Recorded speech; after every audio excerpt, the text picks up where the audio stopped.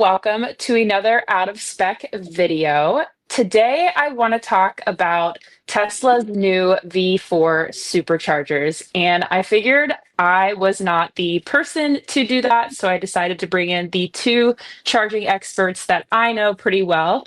I've got Branden Flash, and I have Walter Schultz here to help me explain what this means for our community and kind of like what it is. So, guys, let's talk about the new Tesla V4 Supercharger station that is located in Redwood City, California.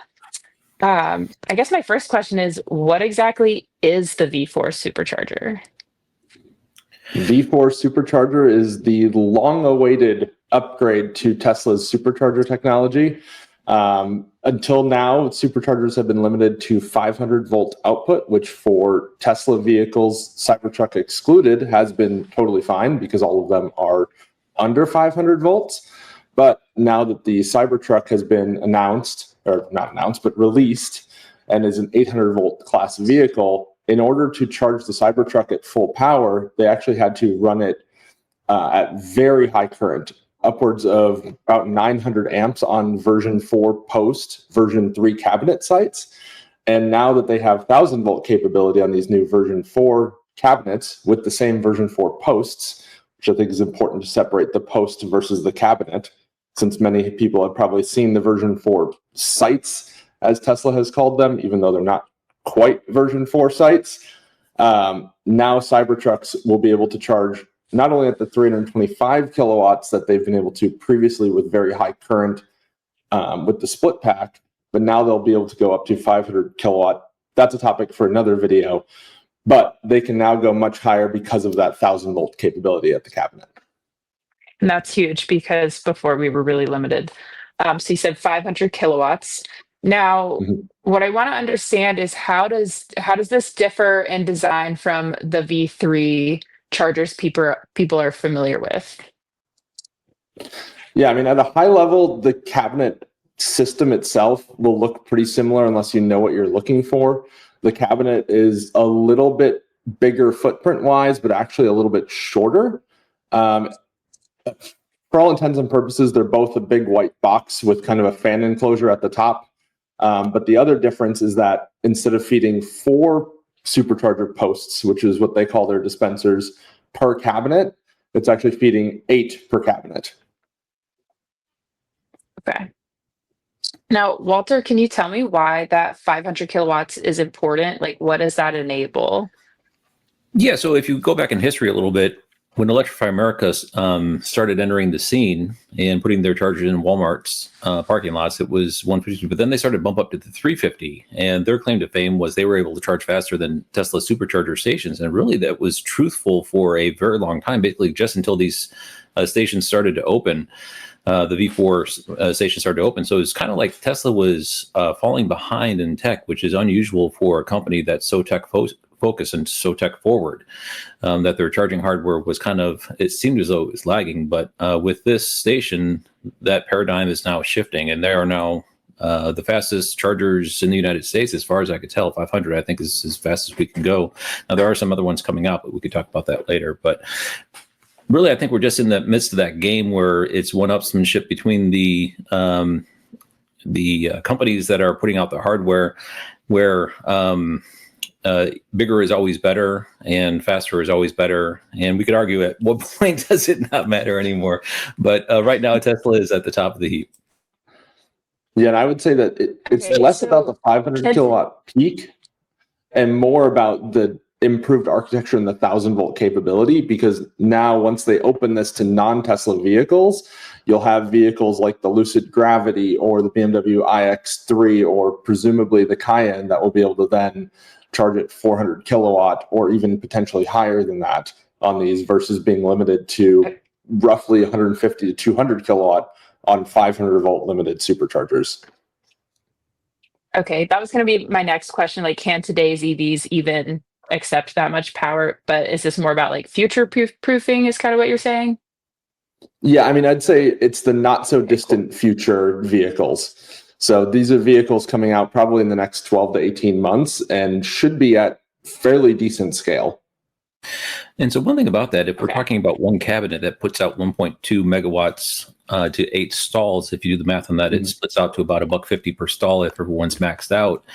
And I don't know about where you all are, but up here in the northern portion of Charlotte, they just put in a Tesla supercharger station with V4 stalls that are packed almost all the time. I mean, if it's during daylight hours, you'll see at least 4, sometimes fully occupied stalls. So having a full station is not out of the question for these charging stations.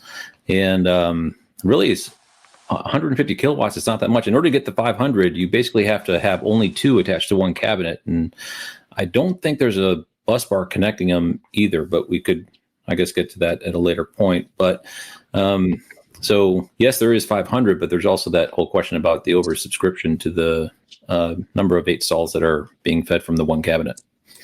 Yeah, and I think also for context, the version 3 cabinets, they were about 360 kilowatt output, about 387 kVA input.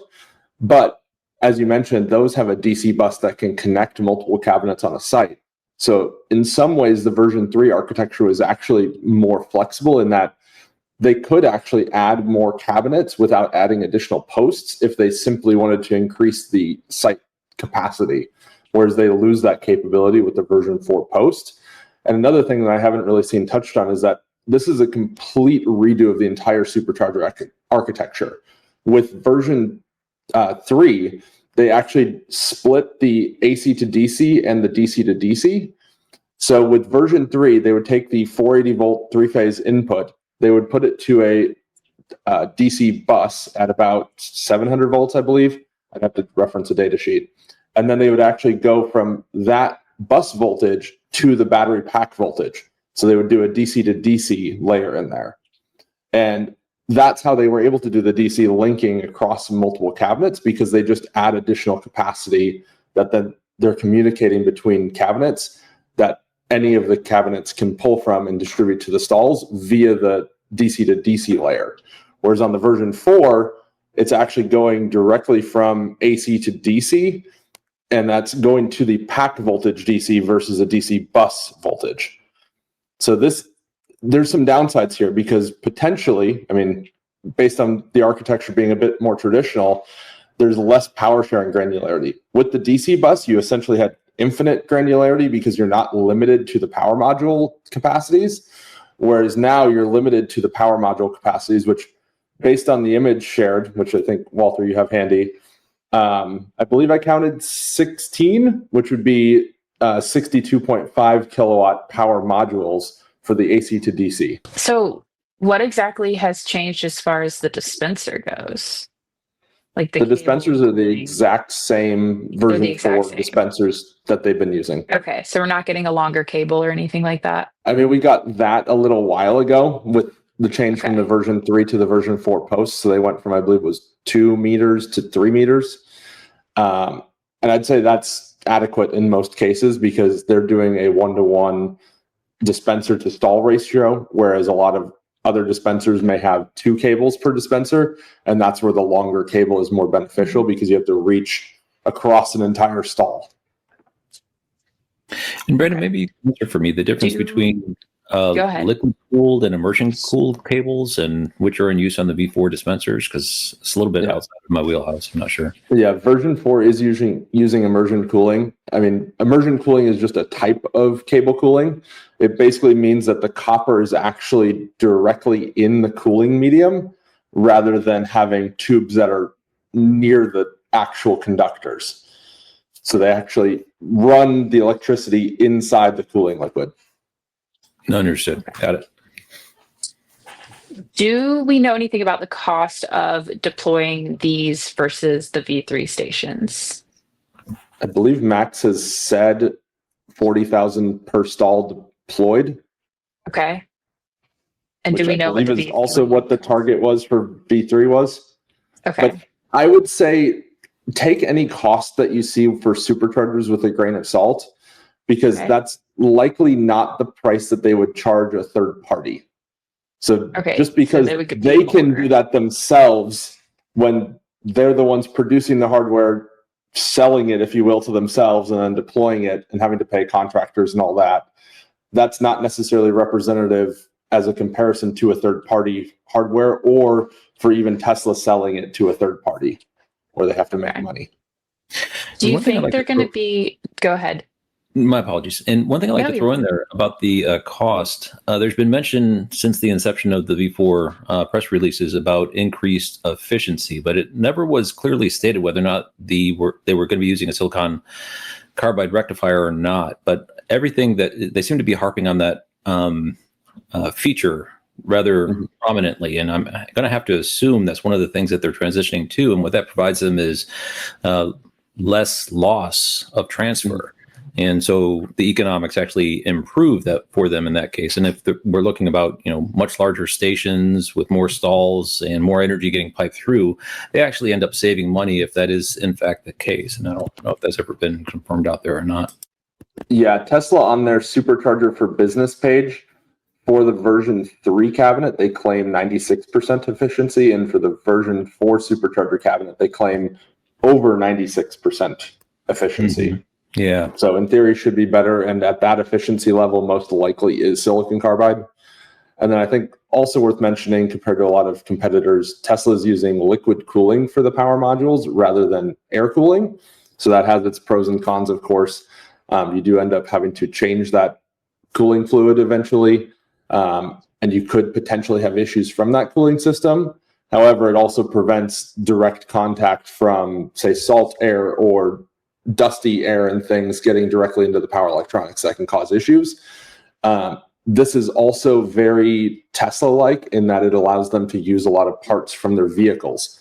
So you'll even see things in their supercharger cabinets like cooling pumps that are the same as are used on Model 3 and Model Y.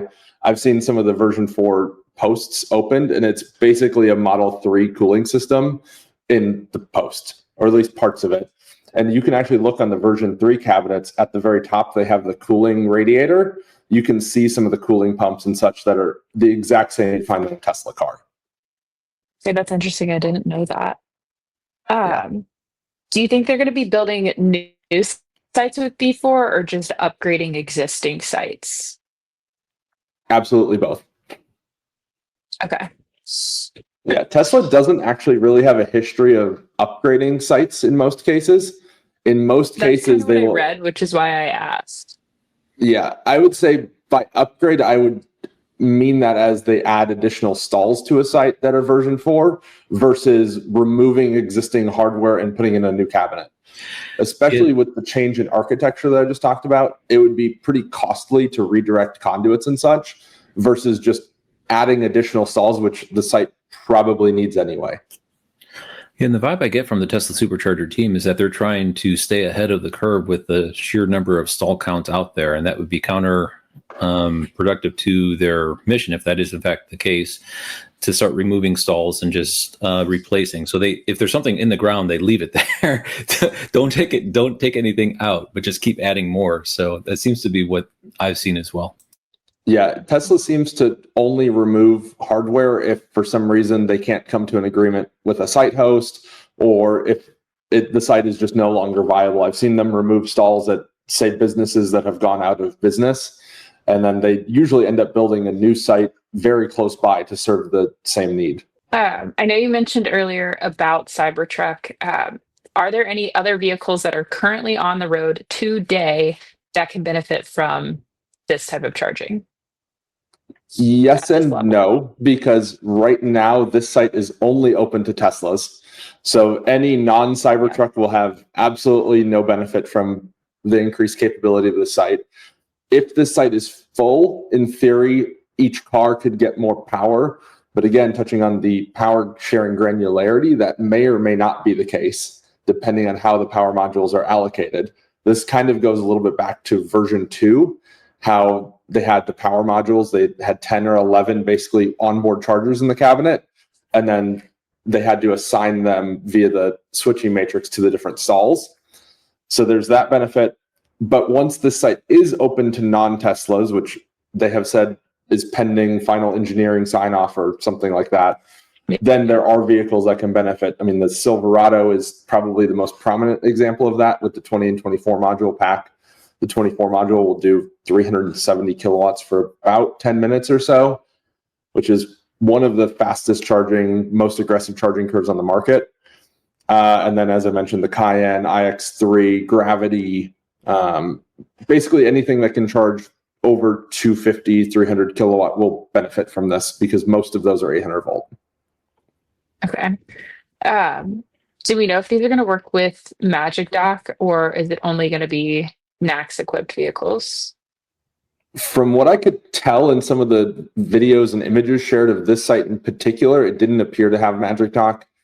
It seems like Tesla is moving away from Magic Dock as far as I can tell, just looking at newer deployments, but I think time will tell. They seem to be doing Magic Dock where they have some incentive or outside influence to install them. Okay. When you say like outside influence, what do you mean? Like some sort of funding program or some sort of agreement that they have to be open to non-Tesla vehicles beyond just vehicles that they have agreements with. Okay.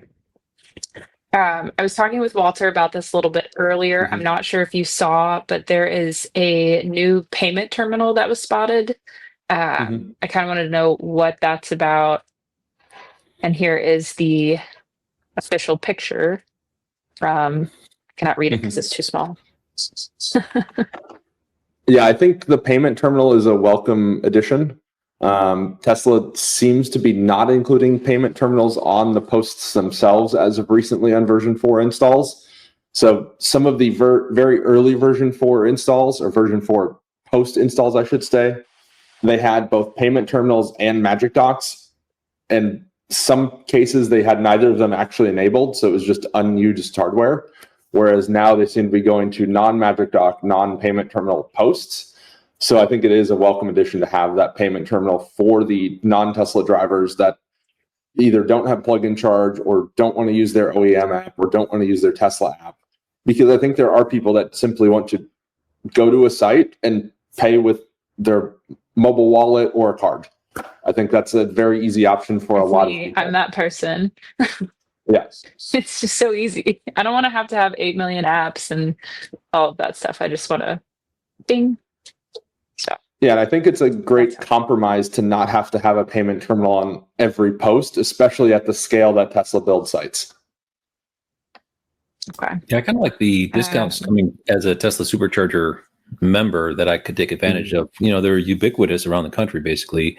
And if I'm going to choose one, I kind of like to use that. And you lose the discounts if you do the plug-in charge or tap to pay. But I guess everyone's different. Having options is really what is beneficial with the addition of the payment terminal. But lots to kind of see. I think at some point in the future, what we'll have is some kind of plug and charge with your with a roaming of your memberships showing up for whatever CPO you're currently at. But I don't think we're there yet. It's probably going to be some point in the future. Plus, everyone having NACS as well, so we'll be out of adapter hell at some point in the future as well. Yeah, I mean, I've been told that we would be able to have the preferential pricing with plug-in charge for a while now, and it still has not happened. And back to the cars that can take advantage of this, if I could just go back to that real quick. So Tesla is getting ready to fire up their semi-factory, and by all accounts, they're able to spit out about 50,000 of those a year. And I really think the V4 cabinets are the push for putting those in the ground now is because those semis are going to start hitting the ground. They're going to have some kind of travel corridors that are built out. And so those for sure, but those are, from what I understand, going to be designed differently with only 2 stalls per cabinet and being able to take advantage of higher speed in a truck configuration. So I think in the not too distant future, a lot of the V4 stations that go in the ground likely will be servicing truck corridors, the early truck corridors, and then we'll also get some additional ones for cars as well. But definitely that Class 8 truck or the heavy duty sector is going to be able to take advantage of this day one. Yeah, and I think it's also worth noting there are 2 variants of this version 4 cabinet. There's a 1 megawatt and a 1.2 megawatt cabinet. From what Tesla has said, the 1.2 megawatt is for semi applications, whereas the 1 megawatt cabinet is for passenger vehicle applications.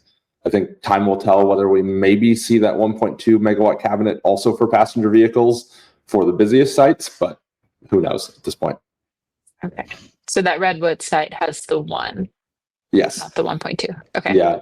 Yeah. At Kilowatts on Twitter or X shared a picture of the data label, and there's actually basically it lists both options, and then there's an X mark on the 1 megawatt option on the data label. Okay. So, like, if I'm a Tesla driver today, which I am not, like, why should I care about this new hardware? You should care about it because if it's anything like the version 2 to version 3 transition, it will enable Tesla to deploy even more sites even faster. Okay. And you won't see any benefit power-wise otherwise. Okay. If I'm a non-Tesla EV driver, what's in it for me? Why should I care about this? Longer cables. Ooh, one more meter. Yeah. It's definitely I have my charging ports in the wrong location for supercharger stalls, and it's always a bit of a uncomfortable situation pulling up to a relatively full supercharger station and having to occupy 2 stalls. So the V4 dispensers along with the longer cables for me is, I know we've already had that for a while, but I really can't say enough. That's really a way of opening these up to non-Tesla EVs is the longer cable. Yeah, and the cable cooling performance is significantly better than version 3s as well. So these should have a lot better performance regardless of the vehicle in hot summer months. And we already saw that with the version 4 posts on version 3 cabinets, that the cables were not overheating anywhere near as quickly. Well, guys, do you have anything else to add that you might find interesting that maybe I wouldn't have thought to ask? Well, I mean, I think the biggest benefit here is for non-Tesla drivers more than Tesla drivers at the moment. Yeah, and opening up the future proofing, because as we've seen with Tesla's pattern of putting stalls in and then just leaving them burn for 10 years, having a new option where we are at a higher kilowatt rate with longer cables, payment options, conceivably plug and charge, I think is just going to be further opening up the Tesla supercharger network for EV owners at large. And so really, it's a very noble effort by the Tesla supercharger team to come out with a technology refresh at a time when we're really starting to pick up an adoption rate. I do wish Tesla had done this about 2 or 3 years ago rather than now. I think they're a little bit late to the game on having over 500 volt capability. The version 3 cabinets were looking a little long in the tooth being from 2019 at this point. Right. Well, guys, I really appreciate you hopping on. I feel like I learned a ton. And it's always good to have you in my back pocket. I'm looking forward to seeing one of these sites. Obviously, we're all in North Carolina, so none of us are close to California. We will not see this anytime soon.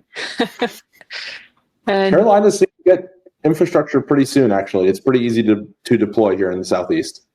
that's true. And we need it because it's hot. Yeah. As always, thanks everybody for watching. Thank you, Brandon. Thank you, Walter. And I hope you have a good day.